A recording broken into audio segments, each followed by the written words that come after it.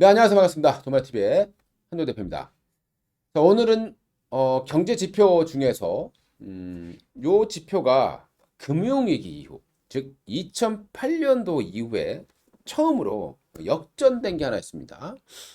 안 좋은 내용이죠. 그런데 2008년도에는 그게 역전되고 나서 오히려 3개월 이내에 바닥을 치고 대세 상승이 나온 바 있습니다. 자, 이번에는 과연 그게 2008년도처럼 바닥을 알리는 신호가 될지 아니면 또 다른 결과를 만들어낼지, 자, 이 부분을 한번 좀 살펴보도록 하겠습니다. 바로 MSCI에서 발표하는 신흥 국가들의 지수, 여기에서 주가 수익 비율, 일명 퍼라고 합니다. 자, 이 퍼가요. 2008년 10월 달 이후 처음으로 이게 역전이 된 겁니다. 뭐가 역전이 됐느냐? 이 선행퍼가 있어요. 자, 화면을 통해서 보도록 하겠습니다. 이 선행퍼라는 게 있고요. 후행퍼라는 게 있습니다. 이 선행퍼라고 하는 것은 최근 12개월 동안의 퍼예요. 그리고 후행퍼라고 하는 것은 향후 12개월 예측입니다. 예측하는 그 기업들의 수익을 통틀어서 지수화한 그런 퍼가 되겠습니다. 자, 통상적으로 보게 되면 이 퍼라고 하는 것은 선행 최근에 12개월 때에 나온 그 퍼, 그러니까 주당 순이익에다가 현재 주가를 나누게 되겠죠. 자, 그 지표가 10.1이었다라는 겁니다. 그러면 예전 같았다라면 정상적인 뭐 그런 시장이었다라면 미래를 보통 밝게 보죠. 미래이기 때문에 보통 기업들의 예상 실적을 보게 되면 대부분이 약간 우측을 보고 있습니다. 왜 그러냐면 그게 이제 통상적인 부분입니다. 그런데 지금 상황이 워낙 안 좋다라는 거죠. 최근에 신흥국의 주가 하락률이 30%가 넘어섰고요. 선진국은 대략 한 18% 정도 나오고 있기 때문에 신흥국들의 주가 하락이 상당히 좀 가파라져 있다고 보시면 되겠죠. 그만큼 이제 퍼도 낮아졌는데요. 후행포가 낮다는 소리는 뭐냐면 주당 순이익이 낮아졌다는 소리입니다. 현재 주가에다 주당 순이익이 낮아졌기 때문에 이 퍼가 낮아지는 현상이 발생하게 되는 거죠. 원래는 낮아야 되는데요. 예. 지금 이게 역전되어 있는 그런 상황이라고 보시면 될 것 같습니다. 그러니까 후행퍼가 원래는 조금 더 높아야 되는데 후행퍼가 낮아졌다. 낮아졌다는 소리는 그만큼 그 향후에 나올 기대 수익률, 즉 EPS, 이 말은 즉슨 기업들의 수익률이 떨어질 거다. 수익성이 떨어질 거다라는 것을 이제 많은 그런 시장 참여자들이 또는 애널리스트들이 예측하는 그런 지표가 될 것 같습니다. 이 지표가 역전되었다는 게 바로 2008년 10월 달에 있었습니다. 예, 바로 이 동그라미 친 부분이 되겠죠. 근데 최근에 이제 선행포가 이제 나타내는 순이익 감소는 3.5% 정도에서 3.8% 정도가 나왔고요. 그리고 전망치는 16%가 낮아진 거예요. 그러니까 현재 기업들의 실적이 낮아진 거는 3.8%인데 매출이 또는 순이익이, 그런데 전망치는 16% 낮아진 거죠. 그러니까 당연히 이제 후행 퍼가 낮아질 수밖에 없는 그런 역전 현상이 발생했다라고 보시면 될 것 같습니다. 요 징후가 요 신호가 2008년도 10월 달에 나왔다라는 거고, 그때가 요때예요. 리먼 브라더스 사태가 터졌고 주가가 끝없이 하락하는 이 시점, 빠질 만큼 빠진 상태에서 그게 나온 거예요. 근데 나중에 뚜껑을 열어보니까, 그리고 나서 한 2개월 정도 시간이 지나고 주가는 바닥을 치고 올라가기 시작했다라는 거죠. 그러니까 이때는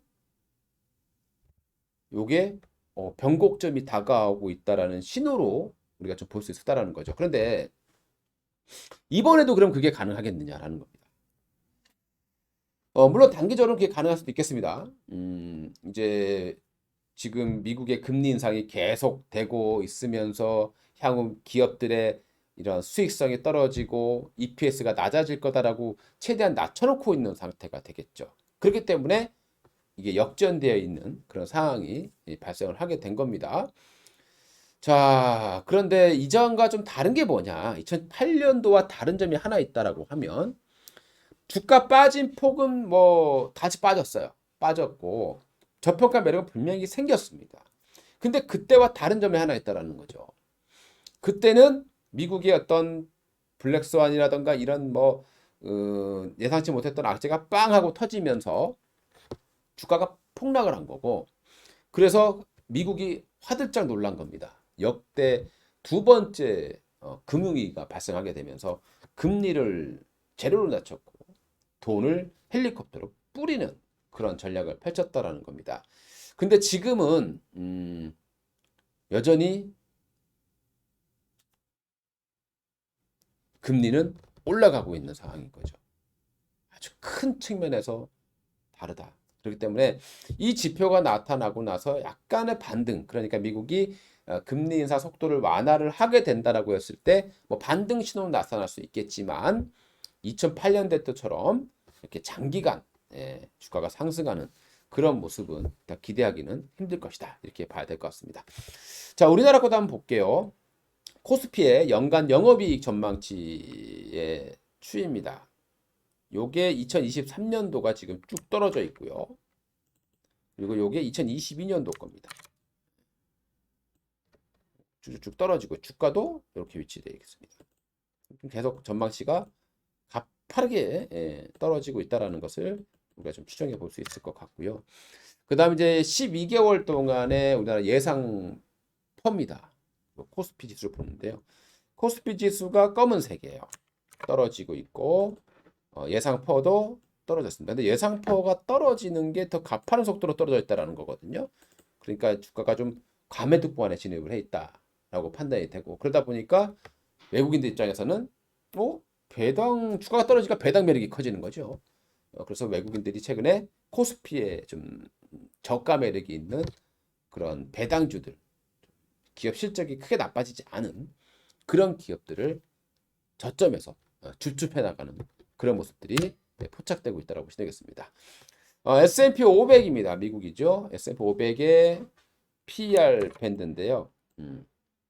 여기 2020년도 초반이니까 20분 정도 나옵니다. 지금 한 17 정도 나오는 것 같아요. 최근에 주가가 대폭락했다라는 거죠. 대폭락해서 17, 18 정도를 만들어내고 있습니다. 미국도 사실 한때는 굉장히 고평가 영역에 있었는데 점점점 미국 같은 경우도 이제 이렇게 수익성, EPS가 낮아지다 보니까 이렇게 퍼도 계속 낮아지는 그런 모습들을 보여주고 있습니다.